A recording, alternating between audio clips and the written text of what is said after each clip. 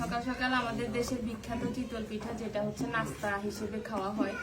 তো এই পিঠাটা হচ্ছে মানে শীতের সময় অনেক দেশে অনেক রকম করে বানায়। এটা আমি জানতাম না, আমার বিয়ের পর জানছি। আপনার হচ্ছে রাজবাড়িতে এই পিঠাটা হচ্ছে জাস্ট এভাবে দিয়ে দেয়, ওরা হচ্ছে চাকা চাকা করে খায়, মাংস টাংস সবকিছু দিয়ে। আর আমাদের দেশে হচ্ছে এভাবে পাতলা করে বানাতে হয়।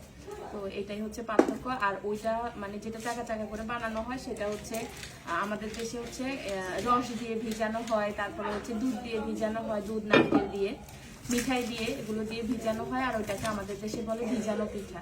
আর ওইসব দেশে হচ্ছে মাংস, তারপর তরকারি সবকিছু দিয়েই হচ্ছে ওই পিঠাটা খায়।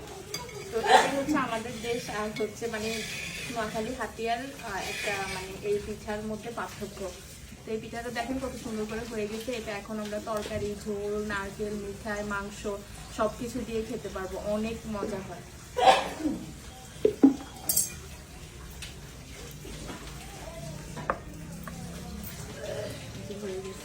এটা কিন্তু বেশি টাইম লাগে না, একটুখানি জাস্ট দিয়ে ঢেকে রাখলে কিন্তু মানে এই পিঠাটা উঠানো যায় অনেক ইজি।